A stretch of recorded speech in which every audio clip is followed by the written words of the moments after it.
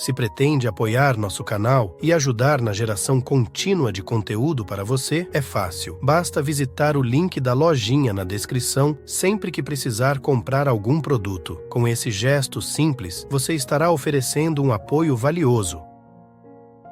Padre Fábio, a sua bênção. Meu nome é Wanda, tenho 51 anos, sou católica e até hoje não me sinto realizada, nem mesmo profissionalmente. Gostaria de saber se o que sofremos hoje pode ter influência dos nossos antepassados. Resumindo a pergunta, né? O fracasso pode ter influência dos antepassados? Minha filha, toda influência ela é sempre permitida. Claro que existem coisas que nos condicionam, né? À medida em que a gente vai sendo educado, a gente vai recebendo as marcas do pai, da mãe, das pessoas que tiveram mais influência sobre nós.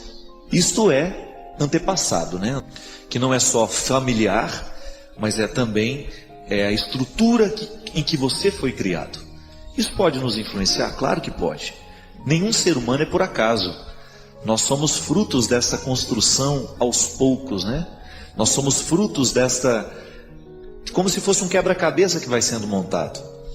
Agora, como é que nós podemos corrigir dentro de nós essas influências? Eu particularmente já encontrei muitas pessoas que não conseguem ficar amigas da própria história que teve. São pessoas que se negam o tempo todo. Gente, o passado, ele tem que servir para nos orientar para uma vida boa hoje. A gente às vezes já tem que fazer a pergunta, né? O passado é que me pertence ou sou eu que pertenço ao passado? Quem é que administra quem?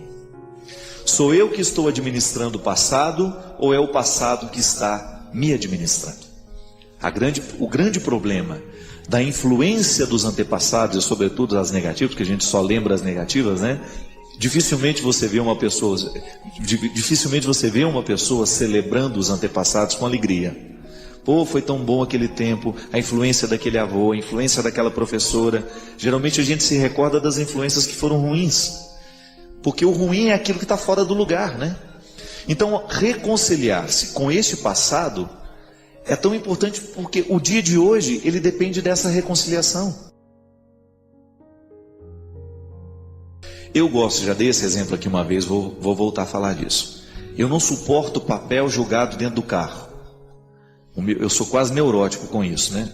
O meu carro está sempre com tudo dentro do lugar, porque aquilo me irrita.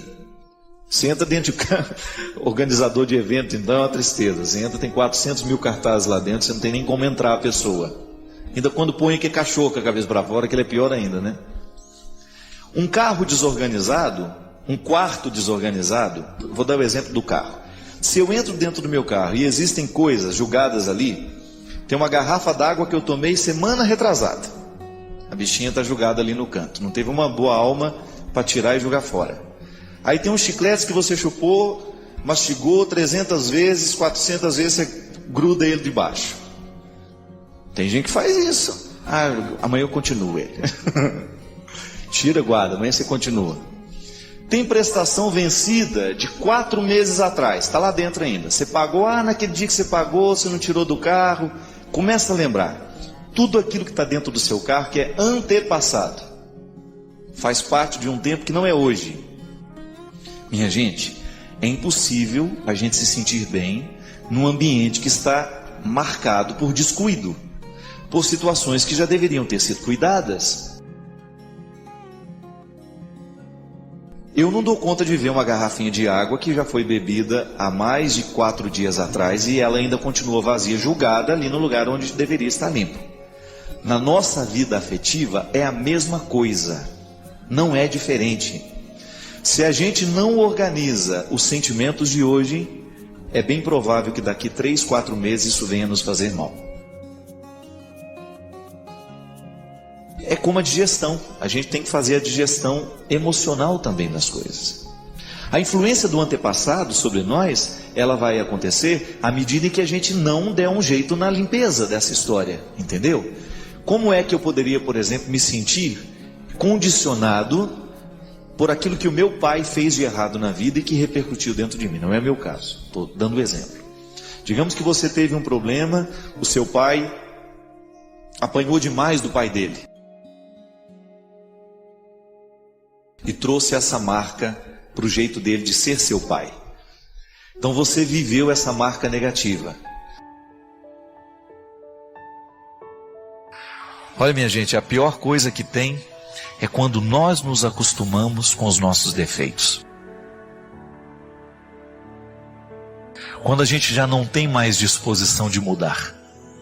Aquela pessoa que feriu a vida inteira, que foi grosseira a vida inteira,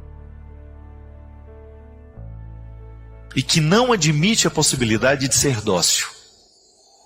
Quando ela vive para machucar todo mundo que está do lado, você conhece gente assim. Ou às vezes você reconhece que você é assim. Ou aquela pessoa invejosa que não é capaz de ver absolutamente nada de positivo no que o outro faz, só fala em primeira pessoa o tempo todo, eu fiz isso, eu fiz aquilo, e não consegue reconhecer valores no outro, só é capaz de abrir a boca para apontar os defeitos. É terrível quando nós descobrimos que nós assumimos uma postura mortal. Porque isso é terrível. Uma coisa é você ter um pecado, você cometer uma atitude pecaminosa.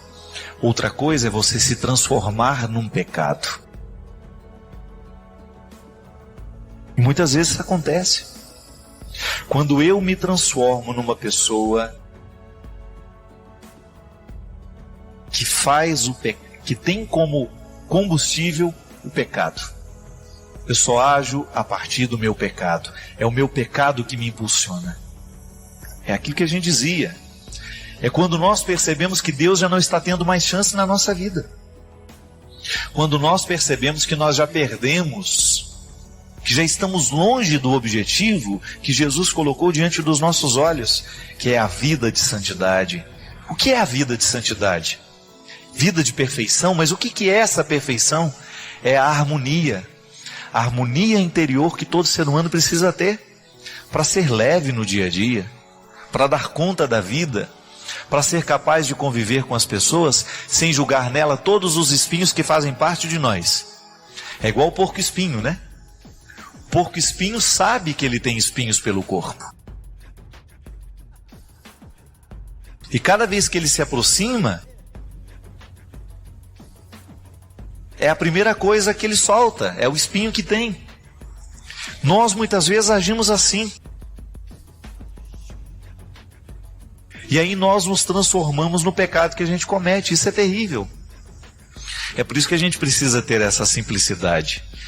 De todos os dias a gente voltar a tomar consciência de quem nós somos. O que nós estamos fazendo com aquilo que nós somos? Quem a gente pode ser?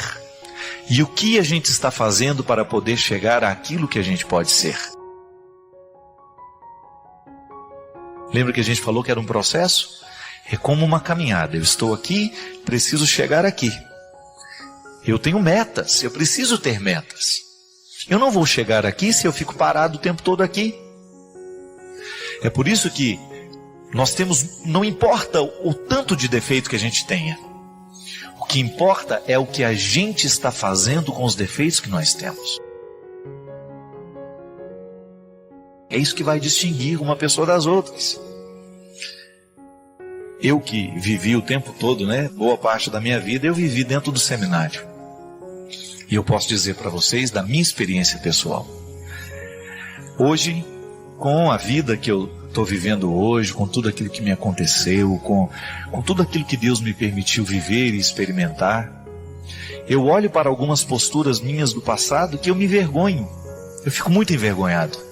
Eu fico pensando, oh meu Deus, como é que eu consegui agir daquele jeito? Como é que eu consegui acreditar que aquele jeito de ser era correto? Como é que eu podia descobrir, como é que eu podia conceber um jeito de ser padre, um jeito de ser seminarista, um jeito de ser religioso naquela época? E hoje, minha gente, eu não tenho medo mesmo. Eu preciso dessa coerência. Eu preciso buscar o tempo todo esclarecer diante do meu contexto, que não é fácil. Eu tenho um contexto de vida extremamente complexo. Tem muita gente ao meu redor. Eu trabalho com muita gente e nós precisamos o tempo todo clarear as nossas intenções. Graças a Deus eu estou rodeado de pessoas que estão muito comprometidas com o meu jeito de ser padre. É o jeito que eu tenho de sobreviver, de não cair, de não me perder. Mas você também vive a mesma dificuldade que eu. Num contexto diferente, numa realidade diferente, mas você também precisa ter a sua coerência. Como pai, como mãe, como irmão, como filho, como amigo.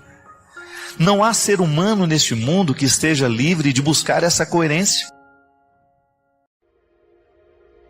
Toda vez que você quiser acessar a Deus, acesse-se. A única pessoa que pode, de fato, colocar um obstáculo entre você e Deus é você. Sendo você um lugar onde Deus habita, da mesma forma como Ele me habita, Ele é tão grande que Ele habita todos os lugares, sem perda, sem estar mais, sem estar menos. Você poderia dizer, Padre Fábio, mas Ele está mais no Senhor do que em mim. Não. Ele está na mesma proporção.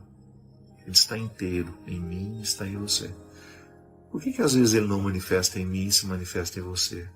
É porque eu coloco os obstáculos. E talvez você não. Talvez você tenha se conhecido mais do que eu me conheci. Quanto mais você se conhece, mais Deus fica transparente. Porque você fica menos refém dos seus limites. Você fica menos refém dos seus traumas. Quanto mais você se corrige terapeuticamente, mais Deus tem a oportunidade de se manifestar em você e através de você. E às vezes eu não vivo esse processo que você vive, mesmo sendo eu padre.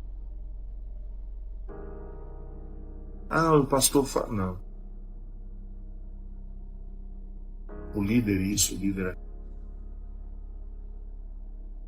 Qualquer liderança religiosa que queira colocar um obstáculo entre você e Deus, não acredite. A única pessoa capaz de realmente colocar um obstáculo entre você e Deus. Eu quero lhe pedir que hoje você tome consciência de que o seu corpo é um lugar onde a bondade habita. Mesmo você tendo sofrido tanto, mesmo você já tendo provocado tanta maldade no mundo, você continua sendo o território da bondade, casa da bondade. Permita que a bondade visite o mundo através do seu corpo.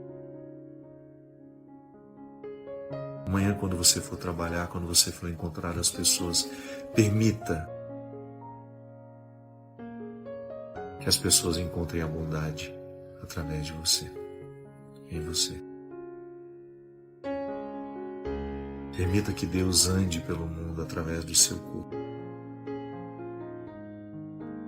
Permita que Deus cure o mundo através dos seus gestos. Pense nisso. Nesses braços, nessas pernas, nessa boca, nesses olhos, nessa cabeça, Deus mora. Isso é lindo, minha gente.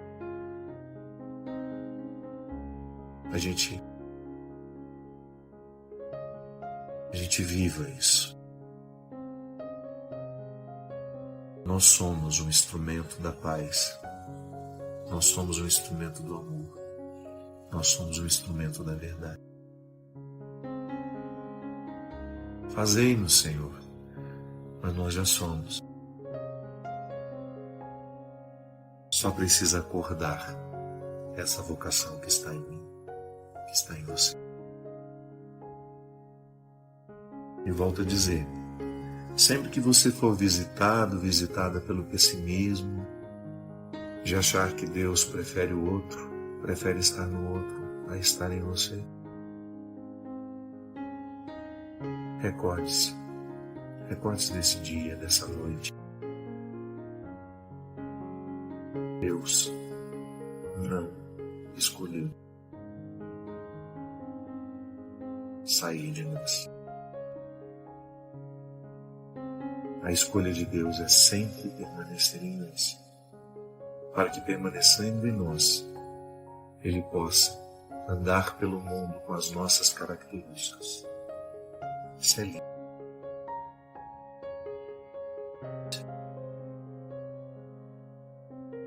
Deus tem uma forma muito particular de estar no mundo, através das suas características. Deus visita o mundo através da sua idiosincrasia. Deus visita o mundo a partir do que é próprio seu. Então, há detalhes dele que eu não posso mostrar ao mundo. Só você pode. Não se despreze, lembre sempre disso. Há uma face de Deus que só eu posso mostrar ao mundo. Há uma face de Deus que só você pode revelar. Não perca essa oportunidade. Que o Deus Todo-Poderoso derrame sobre os nossos corações, sobre as nossas vidas, a sua bênção. Ele que é Pai, Filho e Espírito Santo. Obrigado pela companhia, obrigado pelo carinho e até uma próxima oportunidade. A gente precisa se amar muito. O ciclo do alto amor, ele é muito difícil de ser vivenciado, de ser experimentado, porque nós temos com muita frequência um autodesprezo. A gente entra em experiências de autodesprezo que são absolutamente nocivos para nós. A gente tem muita dificuldade de administrar os nossos insucessos, os nossos fracassos, dos mínimos aos mais volumosos. De repente você não conseguiu ser como você gostaria de ser, de repente você não fez o que você gostaria de ter feito. Desde as escolhas mais elementares, minha gente, aquilo que na filosofia a gente chama de acidental, né? Que não tem nada a ver com a essência ainda, é só acidental, está ali beirando. A gente faz escolhas acidentais o tempo todo, a roupa que a gente vai vestir, o lugar que a gente vai comer. Mas existem escolhas que são essenciais, que são aquelas que modificam na sua estrutura, que modificam quem você é. Então, o que é interessante? A experiência de você perceber que no seu dia a dia, manter o amor próprio significa você se reconciliar com as escolhas acidentais e infelizes que você fez. E dependendo da escolha acidental, ela repercute na essência. Sim. Você acidentalmente escolheu um namorado, por exemplo. Você tinha 1 milhão de homens para escolher. Sim, porque você é uma mulher que tem muita possibilidade. Aí você escolhe aquele cara. Aí você escolheu aquele cara, foi acidental. No primeiro momento é acidental. Por que é acidental? Porque poderia ser outro. Não é uma realidade que você não pode substituir. Aí a convivência com aquela pessoa, que num primeiro momento foi acidental, vai se aprofundando, aprofundando, e de repente aquilo se transformou numa relação essencial, porque passou a modificar as estruturas mais profundas da sua personalidade. A pessoa que era acidental passou a ficar na essência com você. E aí, às vezes, essas pessoas podem ser terríveis na nossa vida.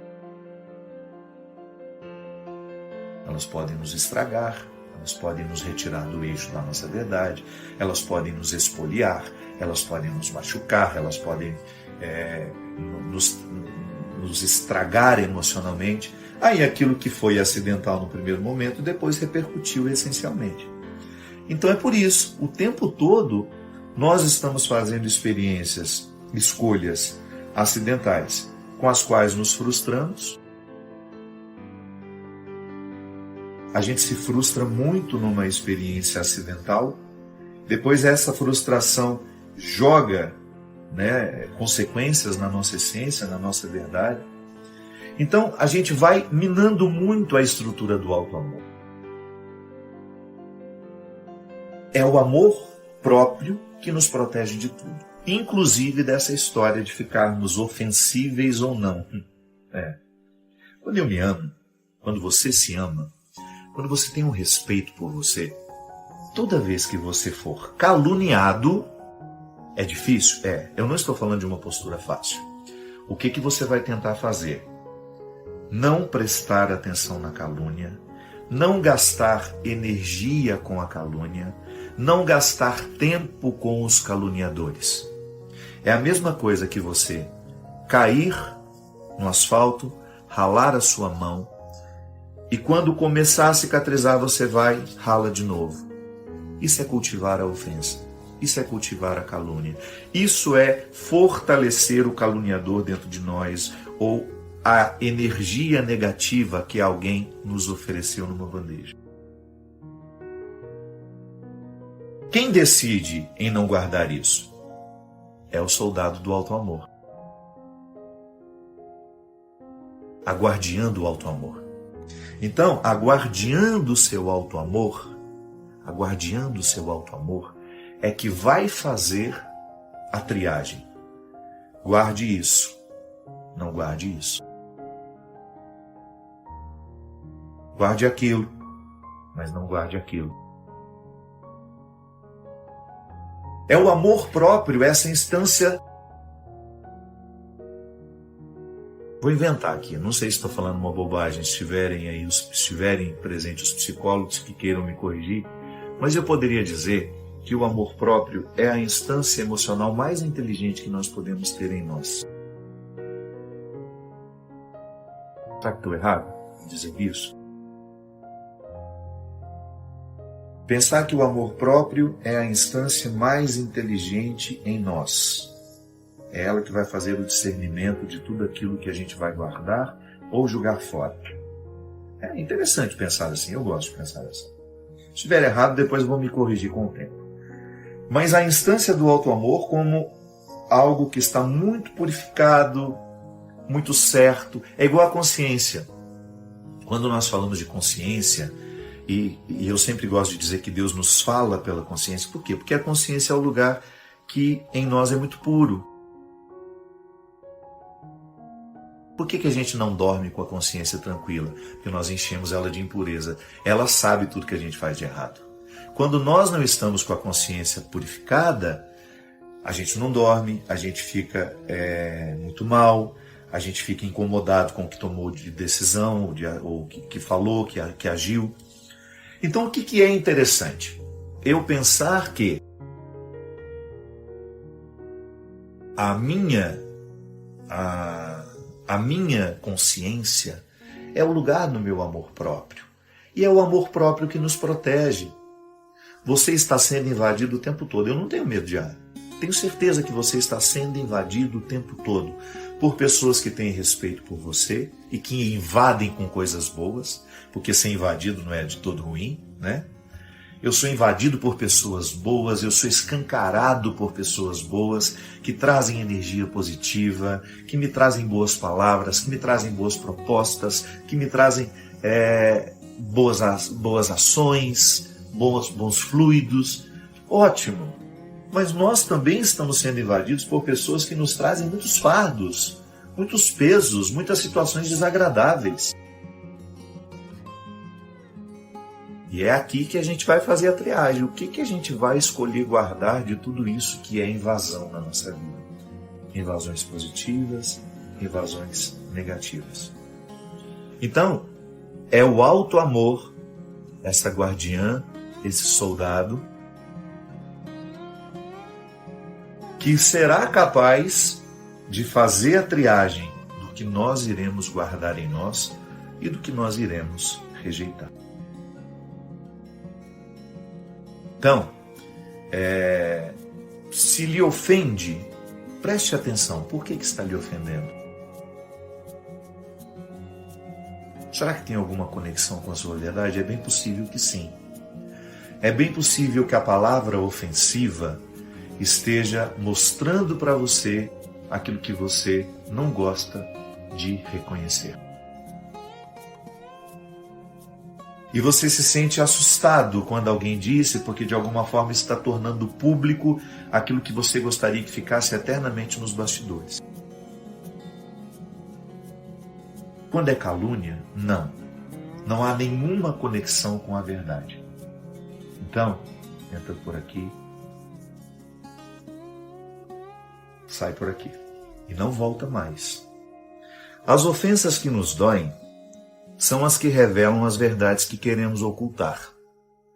Quando não estão minimamente alinhadas à nossa verdade, nem nos abalamos.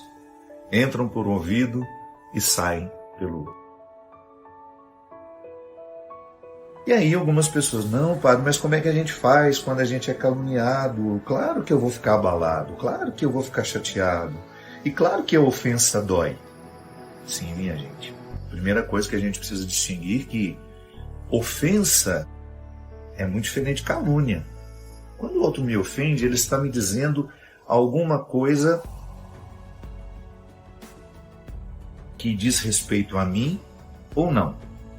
Então, se não diz respeito a mim, é calúnia. Então já há um filtro natural no entendimento. O filtro natural do entendimento vai me ajudar a distinguir se aquilo que o outro está me dizendo é uma ofensa ou se aquilo que o outro está me dizendo é uma calúnia. Se o outro está me caluniando, é diferente, ele não está me ofendendo. Ele pode até ter uma carga de ofensa, mas o que ele está fazendo é mais grave. Aqui eu me refiro que sim, nós temos uma dificuldade enorme de reconhecer aquilo que em nós é frágil. É muito difícil. Eu tenho dificuldade de reconhecer os meus defeitos. E quando alguém me ofende a partir de um defeito que eu tenho, e eu faço de tudo para manter aquele defeito sob cuidados, sob disfarces, imediatamente eu tenho aquela indisposição que o outro está me dizendo. Então, o outro me ofendeu porque de alguma forma encontrou uma verdade dentro de mim. Aquilo que ele está dizendo, se não é calúnia, a diferenciação está aí, se ele não inventou aquilo está me ofendendo porque de alguma forma tocou uma realidade da minha personalidade, do meu jeito de ser, que me incomoda. E é claro, me incomoda porque eu sei que de alguma forma está minimamente alinhado com uma verdade que eu tenho que esconder. Da mesma forma, quando eu escuto, nossa, mas que absurdo que essa pessoa está dizendo, ou está escrevendo, ou está falando, né? Aí o que acontece dentro de mim? Eu naturalmente faço um processo de distanciamento e digo, não, isso que essa pessoa está dizendo, isso que essa pessoa está escrevendo, não tem nenhum alinhamento com a minha verdade.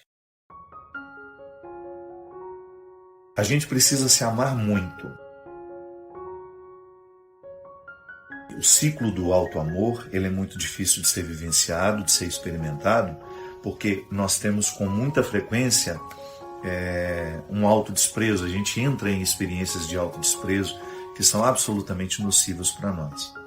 A gente tem muita dificuldade de administrar os nossos insucessos, os nossos fracassos, dos mínimos aos mais volumosos. De repente você não conseguiu ser como você gostaria de ser, de repente você não fez o que você gostaria de ter feito. Desde as escolhas mais elementares, minha gente, aquilo que na filosofia a gente chama de acidental, né? Que não tem nada a ver com a essência ainda, é só acidental, tá ali beirando. A gente faz escolhas acidentais o tempo todo, a roupa que a gente vai vestir, o lugar que a gente vai comer. Mas existem escolhas que são essenciais, que são aquelas que modificam na sua estrutura, que modificam quem você é. Então o que é interessante? a experiência de você perceber que no seu dia a dia, manter o amor próprio significa você se reconciliar com as escolhas acidentais e infelizes que você fez. E dependendo da escolha acidental, ela repercute na essência.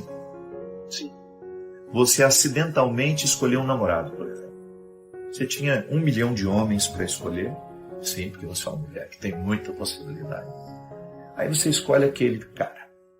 Aí você escolheu aquele cara, foi acidental. No primeiro momento é acidental. Por que é acidental? Porque poderia ser outro. Não é uma realidade que você não pode substituir. Aí a convivência com aquela pessoa, que num primeiro momento foi acidental, vai se aprofundando, aprofundando, e de repente aquilo se transformou numa relação essencial, porque passou a modificar as estruturas mais profundas da sua personalidade. A pessoa que era acidental passou a ficar na essência com você. E aí, às vezes, essas pessoas podem ser terríveis na nossa vida. Elas podem nos estragar, elas podem nos retirar do eixo da nossa verdade, elas podem nos espoliar, elas podem nos machucar, elas podem nos estragar emocionalmente. Aí aquilo que foi acidental no primeiro momento, depois repercutiu essencialmente. Então é por isso, o tempo todo, nós estamos fazendo experiências, escolhas acidentais, com as quais nos frustramos. A gente se frustra muito numa experiência acidental, depois essa frustração joga, consequências na nossa essência, na nossa verdade. Então a gente vai minando muito a estrutura do auto-amor. É o amor próprio que nos protege de tudo, inclusive dessa história de ficarmos ofensíveis ou não. Quando eu me amo, quando você se ama, quando você tem um respeito por você, toda vez que você for caluniado, é difícil? Eu não estou falando de uma postura fácil. O que você vai tentar fazer? Não prestar atenção na calúnia, não gastar energia com a calúnia, não gastar tempo com os caluniadores. É a mesma coisa que você cair no asfalto, ralar a sua mão, e quando começar a cicatrizar, você vai, rala de novo. Isso é cultivar a ofensa. Isso é cultivar a calúnia. Isso é fortalecer o caluniador dentro de nós, ou a energia negativa que alguém nos ofereceu numa bandeja. Quem decide em não guardar isso? É o soldado do auto-amor. A guardiã do auto-amor. Então, a guardiã do seu auto-amor, é que vai fazer a triagem. Guarde isso, não guarde isso. Guarde aquilo, mas não guarde aquilo. É o amor próprio, essa instância. Vou inventar aqui, não sei se estou falando uma bobagem, se estiverem presentes os psicólogos que queiram me corrigir, mas eu poderia dizer que o amor próprio é a instância emocional mais inteligente que nós podemos ter em nós. Será que estou errado em dizer isso? Pensar que o amor próprio é a instância mais inteligente em nós.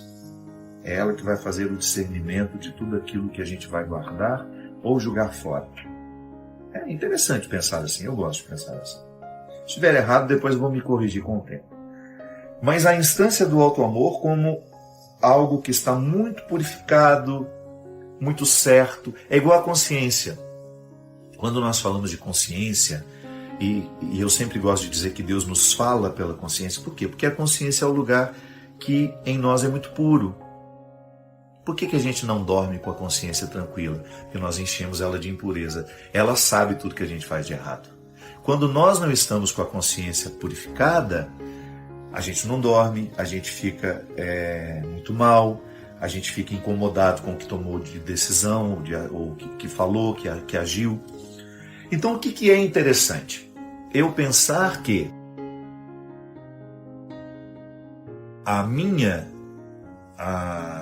a minha consciência é o lugar do meu amor próprio. E é o amor próprio que nos protege. Você está sendo invadido o tempo todo. Eu não tenho medo de ar. Tenho certeza que você está sendo invadido o tempo todo por pessoas que têm respeito por você e que invadem com coisas boas, porque ser invadido não é de todo ruim, né? Eu sou invadido por pessoas boas, eu sou escancarado por pessoas boas, que trazem energia positiva, que me trazem boas palavras, que me trazem boas propostas, que me trazem boas ações, bons fluidos. Ótimo! Mas nós também estamos sendo invadidos por pessoas que nos trazem muitos fardos, muitos pesos, muitas situações desagradáveis. E é aqui que a gente vai fazer a triagem. O que a gente vai escolher guardar de tudo isso que é invasão na nossa vida? Invasões positivas, invasões negativas. Então, é o alto amor, essa guardiã, esse soldado, que será capaz de fazer a triagem do que nós iremos guardar em nós e do que nós iremos rejeitar. Então, se lhe ofende, preste atenção. Por que está lhe ofendendo? Será que tem alguma conexão com a sua verdade? É bem possível que sim. É bem possível que a palavra ofensiva esteja mostrando para você aquilo que você não gosta de reconhecer. E você se sente assustado quando alguém disse, porque de alguma forma está tornando público aquilo que você gostaria que ficasse eternamente nos bastidores. Quando é calúnia, não. Não há nenhuma conexão com a verdade. Então, entra por aqui, sai por aqui e não volta mais. As ofensas que nos doem são as que revelam as verdades que queremos ocultar. Quando não estão minimamente alinhadas à nossa verdade, nem nos abalamos. Entram por um ouvido e saem pelo outro. E aí algumas pessoas, não, padre, mas como é que a gente faz quando a gente é caluniado? Claro que eu vou ficar abalado, claro que eu vou ficar chateado. E claro que a ofensa dói. Sim, minha gente. Primeira coisa que a gente precisa distinguir que ofensa é muito diferente de calúnia. Quando o outro me ofende, ele está me dizendo alguma coisa que diz respeito a mim ou não. Então, se não diz respeito a mim, é calúnia. Então já há um filtro natural no entendimento. O filtro natural do entendimento vai me ajudar a distinguir se aquilo que o outro está me dizendo é uma ofensa ou se aquilo que o outro está me dizendo é uma calúnia. Se o outro está me caluniando, é diferente, ele não está me ofendendo. Ele pode até ter uma carga de ofensa, mas o que ele está fazendo é mais grave. Aqui eu me refiro que sim, nós temos uma dificuldade enorme de reconhecer aquilo que em nós é frágil. É muito difícil. Eu tenho dificuldade de reconhecer os meus defeitos. E quando alguém me ofende a partir de um defeito que eu tenho, e eu faço de tudo para manter aquele defeito sob cuidados, sob disfarces, imediatamente eu tenho aquela indisposição que o outro está me dizendo. Então, o outro me ofendeu porque de alguma forma encontrou uma verdade dentro de mim. Aquilo que ele está dizendo, se não é calúnia, a diferenciação está aí, se ele não inventou aquilo, aquilo está me ofendendo porque de alguma forma tocou uma realidade da minha personalidade, do meu jeito de ser, que me incomoda. E é claro, me incomoda porque eu sei que de alguma forma está minimamente alinhado com uma verdade que eu tenho que esconder. Da mesma forma, quando eu escuto, nossa, mas que absurdo que essa pessoa está dizendo, ou está escrevendo, ou está falando, né? Aí o que acontece dentro de mim? Eu naturalmente faço um processo de distanciamento e digo, não, isso que essa pessoa está dizendo, isso que essa pessoa está escrevendo, não tem nenhum alinhamento com a minha verdade. Deus não nos coloca fardos, Ele nos alivia. Porque essa é uma consequência natural daquele que se empenha no processo de mudança. A gente vai ficando mais leve. Ter um coração de Jesus significa ter um coração mais leve. Ter um coração semelhante ao dele, a gente abre mão dos ódios que nos pesam, dos rancores que nos machucam. E aí a gente vai ficando, assumindo uma leveza humana que é um projeto muito interessante. Ouso dizer, é um projeto muito inteligente, que só os sábios saberão compreender. Nós não temos o direito de perder a nossa vida ao lado de pessoas, de situações que nos façam perder. Foi Ele mesmo que nos disse: de nada vale ganhar o mundo se você perder a própria vida. De nada vale ganhar o mundo se nós perdermos a própria vida. Talvez você esteja pensando aí, é verdade.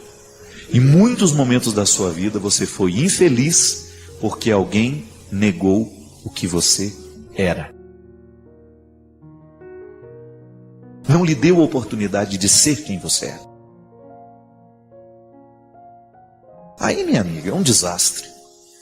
Quando nós não somos interpretados de um jeito certo, quando o outro olha para nós, do mesmo jeito como ele olha para uma parede, ou para um quadro na parede, ou ele olha para nós como se fosse um objeto de decoração na vida dele, você corre o risco de estar sendo objetificado. Perdeu a identidade. Deixou de ser. Entrou na dimensão do fazer da maneira mais cruel que um ser humano pode entrar. E às vezes, nós vamos ficando cansados e a vida vai ficando um fardo para nós, porque nos falta essa coragem de romper com aquilo que nos faz ficar perdidos. Você é um território sagrado. Dizer que você é um filho do céu, mesmo que você já tenha errado muito na vida, mesmo que você já tenha fracassado muito, não importa. Hoje é dia de recordar que você é um território santo. E ao reconhecer que é um território santo, você tem o direito de desfazer todos os acampamentos irregulares que porventura aconteceram na sua vida. Pessoas que chegaram, estruturas, mentalidades, coisas que de repente foram tomando conta de você e que lhe transformaram num objeto, num bem de consumo. E infelizmente você acostumou a viver assim, mas sabe muito bem lá dentro, no fundo do coração, sabe que este incômodo precisa terminar, porque a sua realização é que está em jogo. E nós não temos o direito não, gente, de brincar com a nossa realização. Nós não sabemos quanto tempo a gente tem, não é verdade? Quanto tempo nos resta para a gente ser quem a gente é? Não vamos ficar perdendo tempo com o não ser, ou com realizar o sonho do outro, porque ele me imaginou assim, assim, assim. Não. A vida é urgente e nós precisamos viver com muita disposição a oportunidade de ser hoje, aqui, neste momento. Hoje é Jesus nos dizendo isso: vinde a mim todos vós que estáis cansados. Porque quando nós estamos escolhendo errado, a gente fica cansado mesmo. É sempre muito desgastante. É sempre muito desgastante quando nós estamos com a percepção de estarmos no lugar errado, fazendo o que é errado, com as pessoas erradas. É cansativo. Mas você não é um caso perdido por estar cansado. E ele oferece essa possibilidade de dar o descanso, de nos oferecer esse descanso. E como é que nós descansamos, minha gente? É ficando acomodados? Não. Nós podemos descansar quando, com muita consciência, com muita responsabilidade, a gente caminha na direção do contexto certo. Quando você fala, olha, a partir de hoje, tudo que está ao meu redor, todos que estão ao meu redor, precisam facilitar a minha salvação. Porque em algum momento você pode descobrir, você de repente, através desse programa, através de uma leitura que você faz, através de uma palavra, você de repente descobre que você está vivendo a condição de objeto. E que na condição de objeto, nenhuma felicidade pode ser possível à vida humana. E que nós não temos o direito de objetificar ninguém, nem tampouco aceitar ser o objeto do outro. É a vida. E é tão bonito quando nós descobrimos uns com os outros, né? Nossa, desculpa, eu estou te objetificando. Eu não estou deixando o seu ser livre. Eu não estou permitindo que você seja você. E o amor nasce disso, dessa capacidade de respeitar esses limites e de compreender que o outro está em processo de transformação, não naquilo que eu quero, mas naquilo que Deus quer para ele. E nisso consiste o amor humano, em acelerar o desejo de Deus na vida daquela pessoa. Para isso nós nos amamos, não é? Aí a gente identifica, sempre olhando como a gente propõe, né? Que na nossa vida nós precisamos rever o nosso jeito de viver constantemente. É um exercício de conversão. A gente lançar uma luz sobre o nosso modo de viver e ter coragem de reconhecer onde é que nós não fomos semelhantes. Qual foi a atitude de hoje que, ao invés de lhe fazer avançar na semelhança com Jesus, lhe fez retroceder? Qual foi a palavra que você disse hoje que não lhe fez ser semelhante a Jesus? Qual foi o pensamento? O que você pensou hoje? Até mesmo na relação com os outros, né? Pode observar. Muitas vezes nós não mudamos a atitude, é porque a gente não muda o jeito de pensar. É interessante como isso se dá muito na realidade quando eu tenho dificuldade de conviver com alguém. Se não muda o jeito como eu interpreto o outro, não vai mudar o meu jeito de tratá-lo. Eu esbarro nisso o tempo todo, minha gente. Você sabe muito bem, me acompanha, sabe o tanto que eu sou público, a minha vida me expõe o tempo todo. E eu preciso ter muita segurança no ser, para eu dar conta de fazer o que eu faço. E de vez em quando esbarra pela minha vida, através de uma carta, através de um e-mail, pessoas que não entendem o meu ser padre. É natural. Só que, no momento em que eu não sou interpretado do jeito como eu preciso ser, eu tenho todo o direito de estabelecer aquele limite. Por quê? O outro não está me interpretando do jeito certo. Não sou um objeto de consumo. Mesmo como padre, ainda que eu tenha que doar a minha vida, eu não sou um objeto de consumo. Às vezes nós somos tão cruéis com o que a gente pensa, os nossos preconceitos, as nossas imagens distorcidas do outro. Nós somos muito dissemelhantes, não somos semelhantes a Jesus. Porque se nós olhamos para a maneira como Jesus se relacionava com os seus, era sempre uma postura acolhedora, amorosa, dura às vezes, mas nunca sem perder a ternura e o amor. Aliás, a dureza de Jesus só tinha sentido porque ele queria o bem das pessoas. Às vezes nós somos duros, não é porque a gente quer o bem, é porque nós somos cruéis mesmo. Não adianta você querer modificar a sua ação se você não modificou a raiz que provoca essa ação. É muito mais profundo. Não adianta nada você tentar mudar uma atitude concreta e prática, se você não modifica o motivo da atitude que está no ser. O ser é a casa de todos os motivos, não é? O amor nasce no ser. É por isso que aquilo que a gente realiza, os nossos gestos de amor, eles estão diretamente ligados ao nosso ser que ama. É por isso que o coração, quando ele está acostumado a amar, quando o ser se projeta sempre para a solidariedade, para o amor, para a fraternidade, ele vai ter muita facilidade de fazer o bem. Porque de alguma maneira ele já está orquestrado por um motivo maior interior que o radica naquela situação. O gesto que eu faço, ele pode ser até bonito, pode ser até bondoso, mas pode não ter amor. Por quê?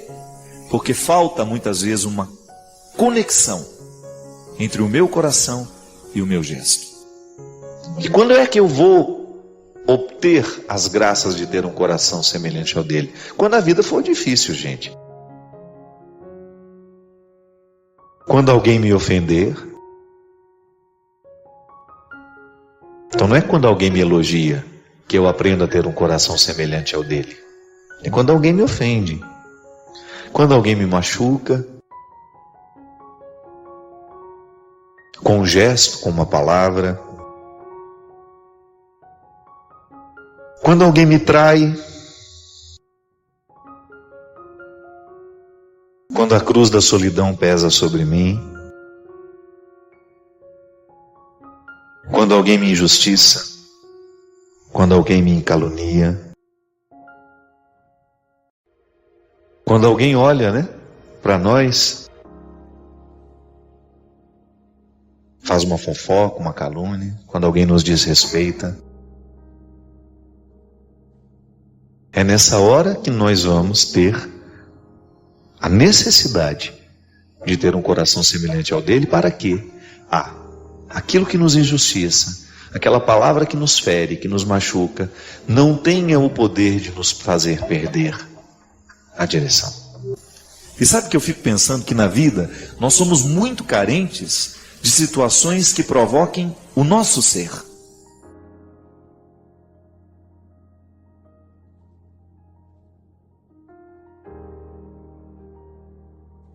Deus não nos coloca fardos, Ele nos alivia. Porque essa é uma consequência natural daquele que se empenha no processo de mudança. A gente vai ficando mais leve. Ter um coração de Jesus significa ter um coração mais leve. Ter um coração semelhante ao dele, a gente abre mão dos ódios que nos pesam, dos rancores que nos machucam. E aí a gente vai assumindo uma leveza humana, que é um projeto muito interessante. Ouso dizer, é um projeto muito inteligente, que só os sábios saberão compreender. Nós não temos o direito de perder a nossa vida ao lado de pessoas, de situações que nos façam perder. Foi Ele mesmo que nos disse: de nada vale ganhar o mundo se você perder a própria vida. De nada vale ganhar o mundo se nós perdermos a própria vida. Talvez você esteja pensando, e é verdade. Em muitos momentos da sua vida você foi infeliz porque alguém negou o que você era. Não lhe deu a oportunidade de ser quem você é. Aí, minha amiga, é um desastre. Quando nós não somos interpretados de um jeito certo, quando o outro olha para nós do mesmo jeito como ele olha para uma parede, ou para um quadro na parede, ou ele olha para nós como se fosse um objeto de decoração na vida dele, você corre o risco de estar sendo objetificado. Perdeu a identidade. Deixou de ser. Entrou na dimensão do fazer da maneira mais cruel que um ser humano pode entrar. E às vezes, nós vamos ficando cansados e a vida vai ficando um fardo para nós, porque nos falta essa coragem de romper com aquilo que nos faz ficar perdidos. Você é um território sagrado. Dizer que você é um filho do céu, mesmo que você já tenha errado muito na vida, mesmo que você já tenha fracassado muito, não importa. Hoje é dia de recordar que você é um território santo. E ao reconhecer que é um território santo, você tem o direito de desfazer todos os acampamentos irregulares que porventura aconteceram na sua vida. Pessoas que chegaram, estruturas, mentalidades, coisas que de repente foram tomando conta de você e que lhe transformaram num objeto, num bem de consumo. E infelizmente você acostumou a viver assim, mas sabe muito bem lá dentro, no fundo do coração, sabe que este incômodo precisa terminar, porque a sua realização é que está em jogo. E nós não temos o direito não, gente, de brincar com a nossa realização. Nós não sabemos quanto tempo a gente tem, não é verdade? Quanto tempo nos resta para a gente ser quem a gente é? Não vamos ficar perdendo tempo com o não ser, ou com realizar o sonho do outro, porque ele me imaginou assim, assim, assim. Não. A vida é urgente e nós precisamos viver com muita disposição a oportunidade de ser hoje, aqui, neste momento. Hoje é Jesus nos dizendo isso: vinde a mim todos vós que estáis cansados. Porque quando nós estamos escolhendo errado, a gente fica cansado mesmo. É sempre muito desgastante. É sempre muito desgastante quando nós estamos com a percepção de estarmos no lugar errado, fazendo o que é errado, com as pessoas erradas. É cansativo. Mas você não é um caso perdido por estar cansado. E ele oferece essa possibilidade de dar o descanso, de nos oferecer esse descanso. E como é que nós descansamos, minha gente? É ficando acomodados? Não. Nós podemos descansar quando, com muita consciência, com muita responsabilidade, a gente caminha na direção do contexto certo. Quando você fala, olha, a partir de hoje, tudo que está ao meu redor, todos que estão ao meu redor, precisam facilitar a minha salvação. Porque em algum momento você pode descobrir, você de repente, através desse programa, através de uma leitura que você faz, através de uma palavra, você de repente descobre que você está vivendo a condição de objeto. E que na condição de objeto, nenhuma felicidade pode ser possível à vida humana. E que nós não temos o direito de objetificar ninguém, nem tampouco aceitar ser o objeto do outro. É a vida. E é tão bonito quando nós descobrimos uns com os outros, né? Nossa, desculpa, eu estou te objetificando. Eu não estou deixando o seu ser livre. Eu não estou permitindo que você seja você. E o amor nasce disso, dessa capacidade de respeitar esses limites e de compreender que o outro está em processo de transformação, não naquilo que eu quero, mas naquilo que Deus quer para ele. E nisso consiste o amor humano, em acelerar o desejo de Deus na vida daquela pessoa. Para isso nós nos amamos, não é? Aí a gente identifica, sempre olhando como a gente propõe, né? Que na nossa vida nós precisamos rever o nosso jeito de viver constantemente. É um exercício de conversão. A gente lançar uma luz sobre o nosso modo de viver e ter coragem de reconhecer onde é que nós não fomos semelhantes. Qual foi a atitude de hoje que, ao invés de lhe fazer avançar na semelhança com Jesus, lhe fez retroceder?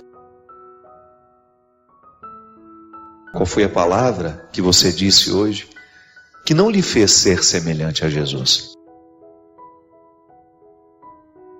Qual foi o pensamento? O que você pensou hoje?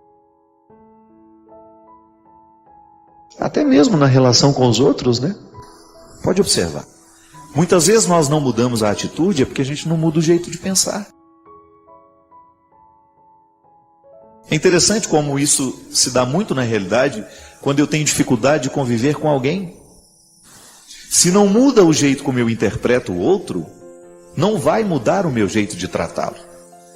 Eu esbarro nisso o tempo todo, minha gente. Você sabe muito bem, me acompanha, sabe o tanto que eu sou público, a minha vida me expõe o tempo todo. E eu preciso ter muita segurança no ser, para eu dar conta de fazer o que eu faço. E de vez em quando esbarra pela minha vida, através de uma carta, através de um e-mail, pessoas que não entendem o meu ser padre. É natural. Só que, no momento em que eu não sou interpretado do jeito como eu preciso ser, eu tenho todo o direito de estabelecer aquele limite. Por quê? O outro não está me interpretando do jeito certo. Não sou um objeto de consumo. Mesmo como padre, ainda que eu tenha que doar a minha vida, eu não sou um objeto de consumo. Às vezes nós somos tão cruéis com o que a gente pensa, os nossos preconceitos, as nossas imagens distorcidas do outro. Nós somos muito dissemelhantes, não somos semelhantes a Jesus. Porque se nós olhamos para a maneira como Jesus se relacionava com os seus, era sempre uma postura acolhedora, amorosa, dura às vezes, mas nunca sem perder a ternura e o amor. Aliás, a dureza de Jesus só tinha sentido porque ele queria o bem das pessoas. Às vezes nós somos duros, não é porque a gente quer o bem, é porque nós somos cruéis mesmo. Não adianta você querer modificar a sua ação se você não modificou a raiz que provoca essa ação. É muito mais profundo. Não adianta nada você tentar mudar uma atitude concreta e prática, se você não modifica o motivo da atitude que está no ser. O ser é a casa de todos os motivos, não é? O amor nasce no ser. É por isso que aquilo que a gente realiza, os nossos gestos de amor, eles estão diretamente ligados ao nosso ser que ama. É por isso que o coração, quando ele está acostumado a amar, quando o ser se projeta sempre para a solidariedade, para o amor, para a fraternidade, ele vai ter muita facilidade de fazer o bem. Porque de alguma maneira ele já está orquestrado por um motivo maior interior que o radica naquela situação. O gesto que eu faço, ele pode ser até bonito, pode ser até bondoso, mas pode não ter amor. Por quê? Porque falta muitas vezes uma conexão entre o meu coração e o meu gesto. E quando é que eu vou obter as graças de ter um coração semelhante ao dele? Quando a vida for difícil, gente. Quando alguém me ofender. Então não é quando alguém me elogia que eu aprendo a ter um coração semelhante ao dele. É quando alguém me ofende. Quando alguém me machuca. Com um gesto, com uma palavra. Quando alguém me trai. Quando a cruz da solidão pesa sobre mim. Quando alguém me injustiça, quando alguém me calunia, quando alguém olha, para nós, faz uma fofoca, uma calúnia, quando alguém nos desrespeita, é nessa hora que nós vamos ter a necessidade de ter um coração semelhante ao dele. Para quê? Aquilo que nos injustiça, aquela palavra que nos fere, que nos machuca, não tenha o poder de nos fazer perder a direção. E sabe que eu fico pensando que na vida nós somos muito carentes de situações que provoquem o nosso ser. Padre Fábio, hoje bem que o senhor poderia falar sobre a responsabilidade que as outras pessoas colocam sobre outra que algumas pessoas colocam sobre outras para que sejam felizes. Quando eu coloco sobre as costas do outro a responsabilidade da minha felicidade, eu estou cometendo 2 crimes, né? O primeiro, o pior de todos, comigo, porque a partir do momento que eu delego a minha felicidade, a responsabilidade de ser feliz ao outro, eu acabo me privando de ser feliz. O que é a felicidade, antes de qualquer coisa, né? Felicidade é essa harmonia que você pode alcançar com a vida. Felicidade não significa que eu não vou ter problemas, não significa que eu vou ter um mar de rosas para navegar, não.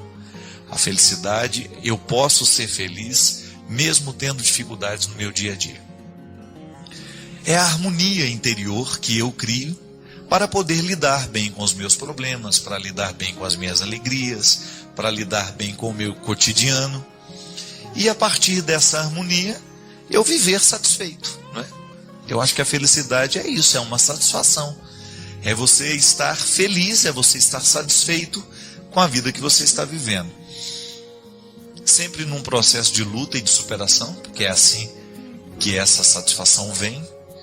O ser humano sempre vai querer bons resultados, ele sempre vai se exigir bons resultados. Você pode observar que às vezes existem pessoas que ficam deprimidas, vão ficando borocochôs, né? Por quê? Porque elas estão se exigindo menos, ou porque não estão dando conta de viver esse processo de superação. Às vezes vão abandonando o barco, vão ficando desacursoadas, né, com o processo de luta. Agora veja bem, o outro faz parte da minha felicidade. O outro é um vínculo que me ajuda a criar esse instrumental da minha realização humana.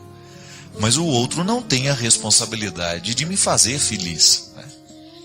A felicidade tem que ser, antes de qualquer coisa, uma decisão nossa. E retire a felicidade do contexto dos filmes hollywoodianos, viu? Essa coisa utópica, vamos viver felizes para sempre. Isso não existe. A gente precisa saber que a vida, ela é dura, ela tem dificuldades, ela é assim para todo mundo a vida tem as suas lutas, ela vai oferecer as suas lutas. Agora, também podemos dizer que para todo mundo há uma possibilidade de realização.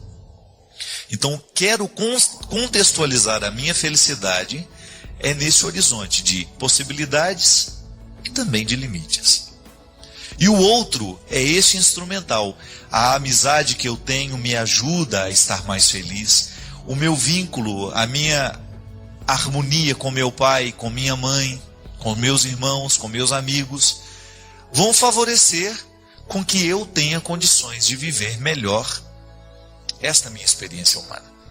E naturalmente, porque estou bem assessorado de outras pessoas, eu acabo trazendo para fora o que eu tenho de melhor. Mas o outro não é o responsável pelo processo. Eu sou o dono deste processo. Eu administro isso com Deus, né? Já que sou religioso, creio em Deus, eu vou dizer que eu sou o responsável pela administração dessa felicidade que Deus me proporciona e quer para mim. Ah, tá bom, padre, mas eu não acredito em Deus. Então tá bom, assuma a responsabilidade sozinho. Você vai dividir o instrumental para essa felicidade acontecer com as pessoas que estão do seu lado. Quem tem uma fé, né, e quem tem uma religião que é bem vivida, bem praticada, ela acaba sendo um instrumental para ajudar a chegar nessa realização humana. Existem pessoas que não conseguem viver essa experiência de fé, mas nem por isso estão livres da responsabilidade de administrarem essa felicidade, essa alegria diária, essa responsabilidade de você buscar diariamente a satisfação de ser quem você é.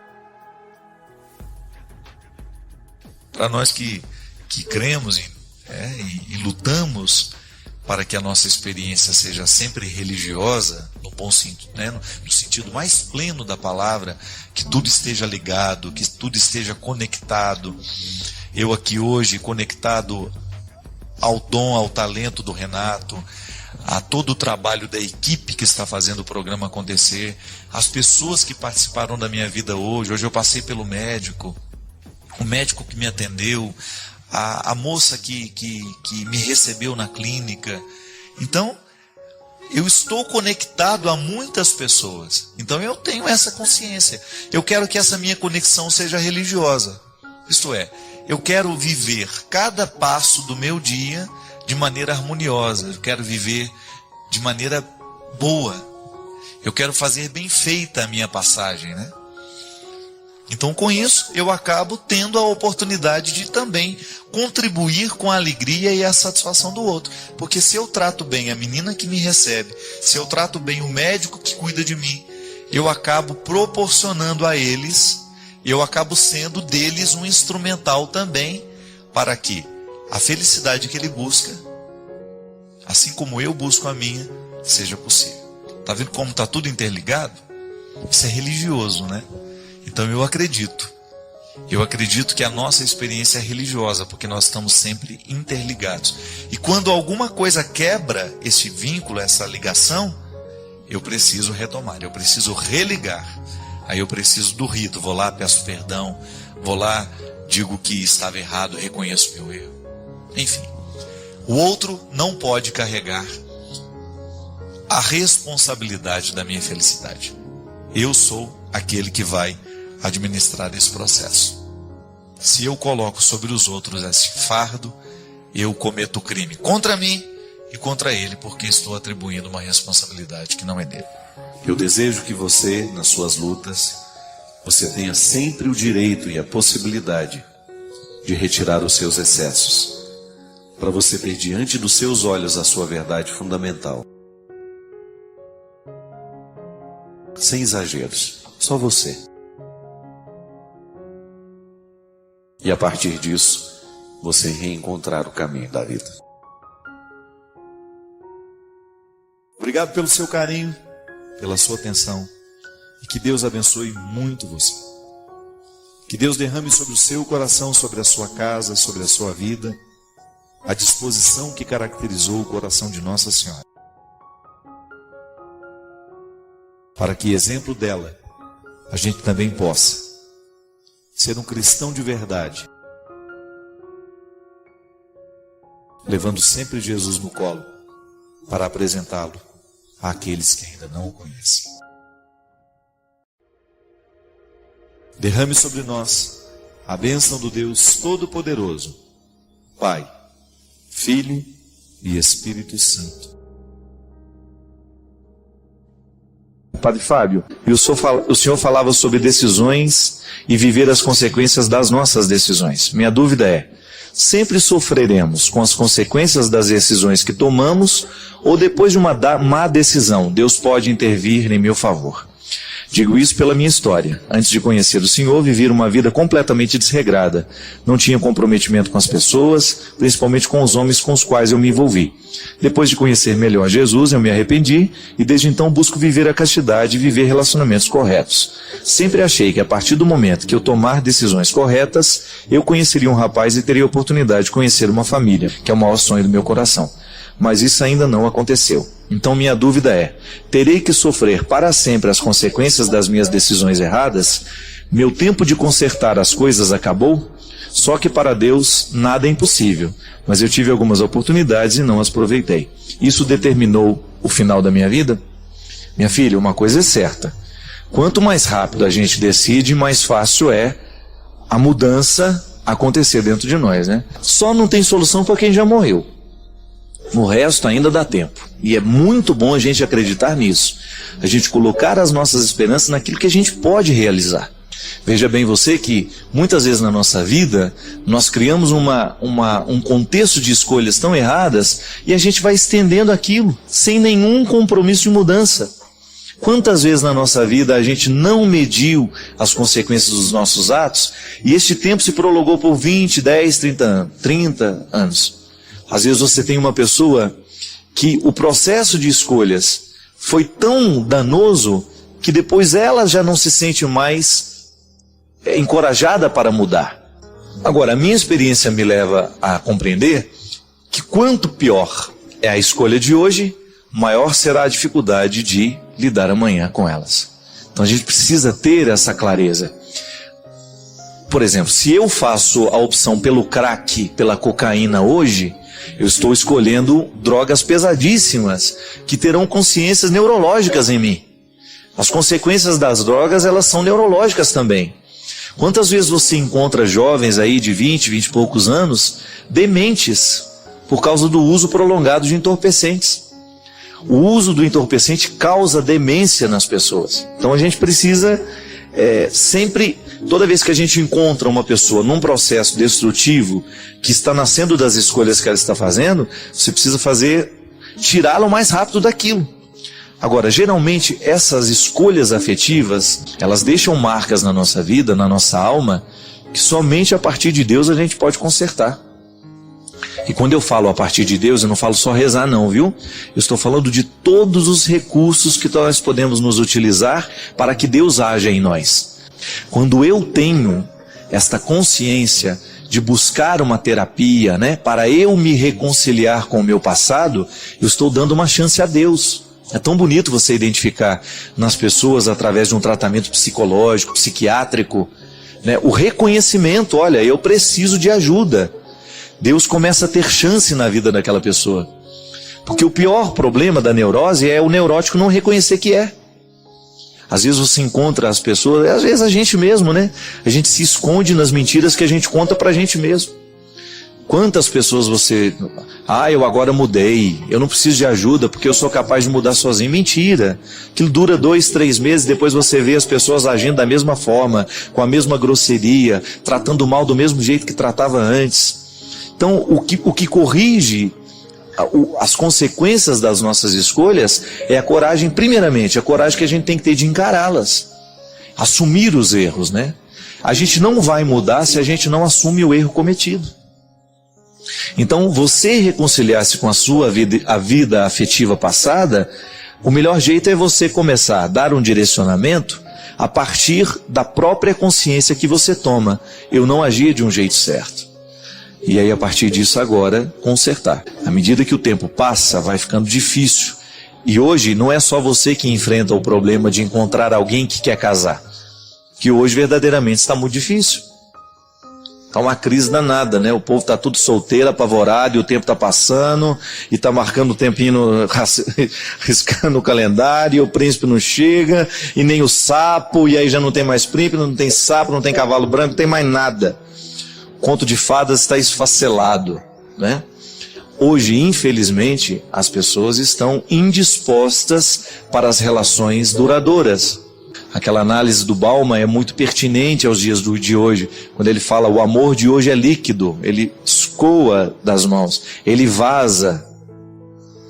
Agora, o grande problema também é onde as pessoas procuram, Pessoas que querem casar e não vão encontrar.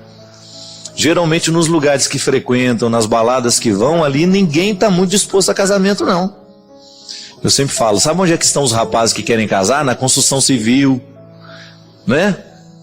Esses rapazes de carteira assinada, bonitinho, desde pequeno, já quer construir uma família, são pobres, mas estão lá loucos para construir uma família. Não sei não, esses baladeiros de plantão, esse povo muito bonito, muito cheio de oportunidade, geralmente não estão querendo não. Vai lá na construção civil, você ainda acha quem quer casar. Lá na roça, na lavoura. Agora, eu não sei se você quer ir lá, Não sei se você está com muita disposição para ir. Estou brincando, não é o seu caso, Mas muitas vezes a pessoa certa existe, mas ela está no lugar errado. Ela não está naquele lugar que convencionalmente você busca, E tem gente que tem uma ilusão. Eu acho que lá no meu grupo de oração eu vou arrumar alguém para casar. Isso aí não, viu? Tá dentro do grupo de oração não é garantia de nada, O mais importante numa pessoa é o caráter dela, é aquilo que você percebe no momento que você começa a conviver.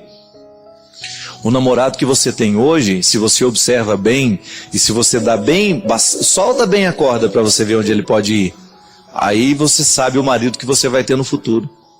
O ser humano é assim, gente, não tem muito mistério não. Os mistérios existem, mas estão em outras dimensões. O ser humano é muito...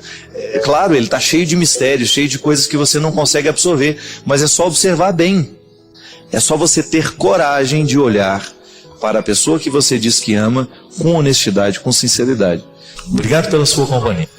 Derrame sobre nós a bênção do Deus Todo-Poderoso, Ele que é Pai, Filho e Espírito Santo. A partir de hoje, vai ter autoridade sobre os seus demônios, sobre os seus ódios, sobre os seus ressentimentos. Nada de ficar guardando mágoa.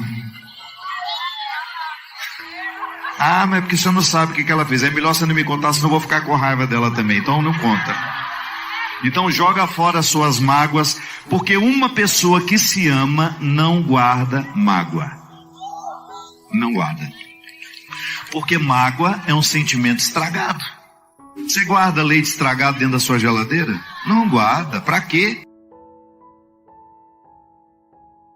A mesma coisa. Se você não guarda na geladeira, por que você guarda dentro de você?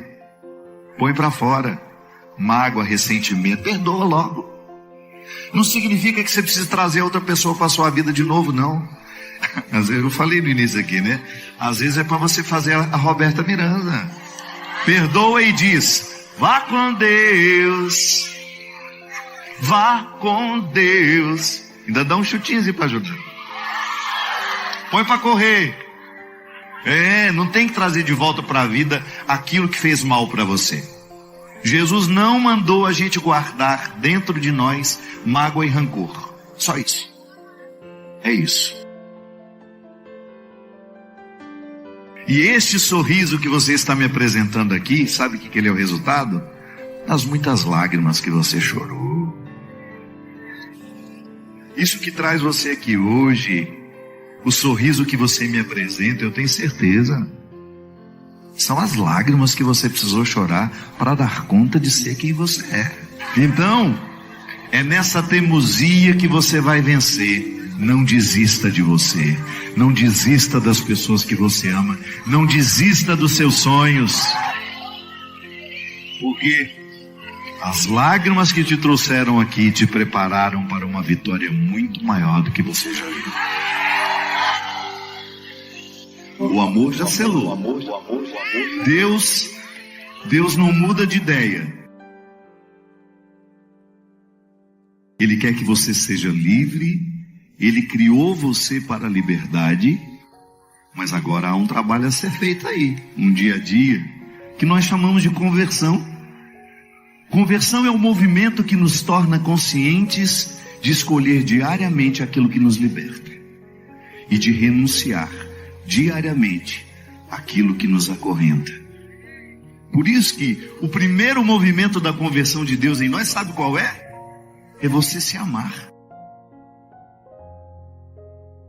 Não existe nenhum movimento de conversão sem que antes a pessoa recorde o valor que ela tem.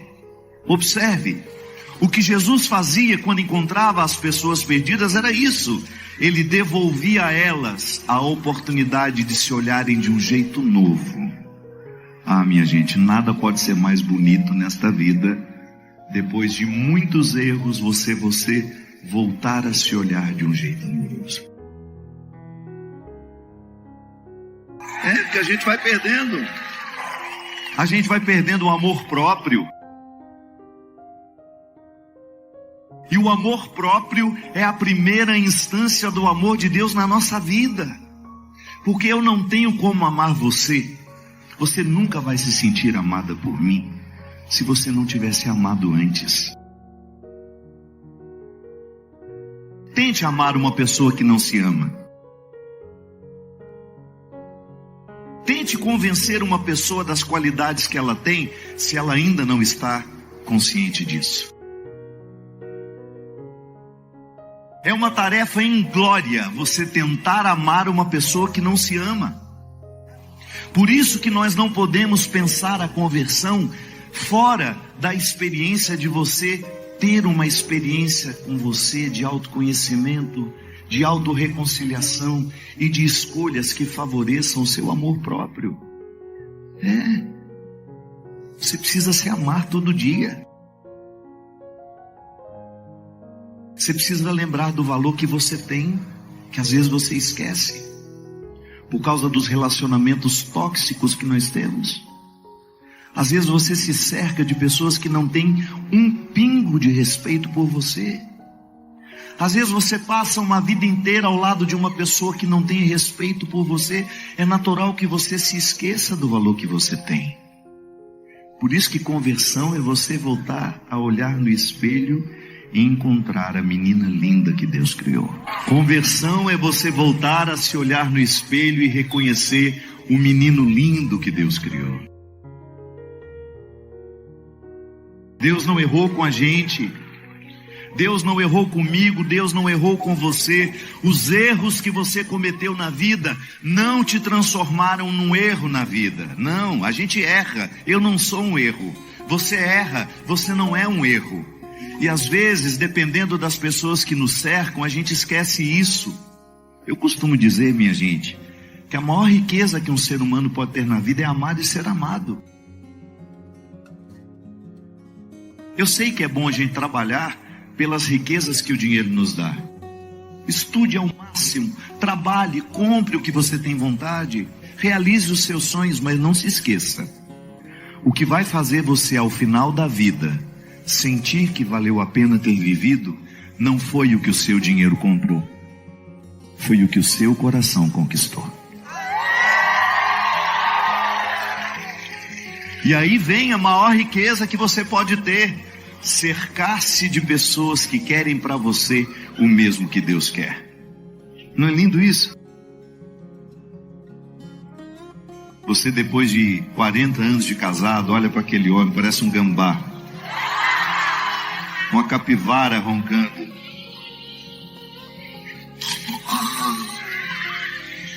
Aí você olha para aquela mulher, parece que ela caiu do caminhão de cebola. Aí você pensa assim, é uma graça eu poder dormir com meu melhor amigo. Saber que o casamento se tornou o lugar da melhor amizade que você podia experimentar. Nada pode enriquecer mais você do que você ao final da vida descobrir que seus filhos escolheram ser seus amigos. A gente não pode ser amiguinho do nosso filho na hora errada. Na hora certa você precisa ser pai dele. Não tem essa história de ser amiguinho do seu filho. Não, seu filho precisa de pai. De um homem que diga não a ele, de um homem que estabeleça limites, de um homem que oriente, que não deixe ele fazer as loucuras quando ele não é capaz de decidir. Mas depois que o tempo passa, que a gente amadurece, que os filhos crescem, aí você tem o direito de ser amigo dele. Ele vai voltar quando ele quiser. E nada pode atestar mais que você deu certo na vida do que quando seus filhos escolhem voltar para estar com você. Isso é riqueza. E isso não é o dinheiro que compra não, viu? É a confiança que estabelece. E é aqui que Deus age. Porque quando Deus coloca as pessoas certas na nossa vida, a gente tem os sentimentos certos em relação a nós. Porque o diabo, ele é especialista em desmoralizar o que a gente vive. O diabo adora acabar com a sua liberdade interior. E onde é que o diabo mais age? Em quem não se ama. Eu sempre digo isso. Se você mantém a sua dose de amor próprio em dia, resultado da sua conversão, o diabo não tem um pingo de chance na sua vida, porque ele não costuma poder fazer alguma coisa na vida de quem se ama. Quem se ama não se droga, quem se ama não se prostitui, quem se ama não se vende, quem tem respeito por si não se humilha. Qualquer porcariazinho de sentimento, a pessoa fica lá rastejando igual uma lagartixa. Pelo amor de Deus, lembra do valor que você tem. Ficar alimentando relacionamento tóxico, você merece muito mais, criatura. Olha para você. Conversão é isso. Conversão é você fazer a linha Roberta Miranda. Vá com Deus. Põe para correr quem te faz mal. Põe para correr quem não tem respeito pela sua dignidade. Tem bilhões de pessoas no mundo. Escolha estar ao lado daquelas que querem para você o mesmo que Deus queira. Olha só que maravilha. Você poder dizer isso. Tenho na minha vida pessoas que representam a presença de Deus na minha história. Tenho na minha vida pessoas que me ajudam a ser quem eu devo ser. Tem nada mais enriquecedor do que isso? Você se cercar de pessoas que querem o mesmo que Deus quer para você. O Senhor esteja convosco. Diga comigo assim: Senhor Jesus, nesta noite, eu quero que o Senhor renove em mim o meu amor próprio. E me conceda, Senhor, a graça de expulsar da minha vida os vícios que me fazem mal. Quebrar hoje, Senhor, a cadeia de todo mal, de toda maldição, de todo sentimento que possa ser contrário ao seu amor por mim. Hoje, Senhor, eu renovo diante do Senhor o meu compromisso de continuar, de não desistir e chegar ao ser humano que eu ainda posso ser. Livre de ódios, de rancores, de mágoas, e cada vez mais lindo, porque é assim que o Senhor nos quer. Lindos, leves e santos. O Senhor esteja convosco. Desça sobre nós, por intercessão de Nossa Senhora do Amparo.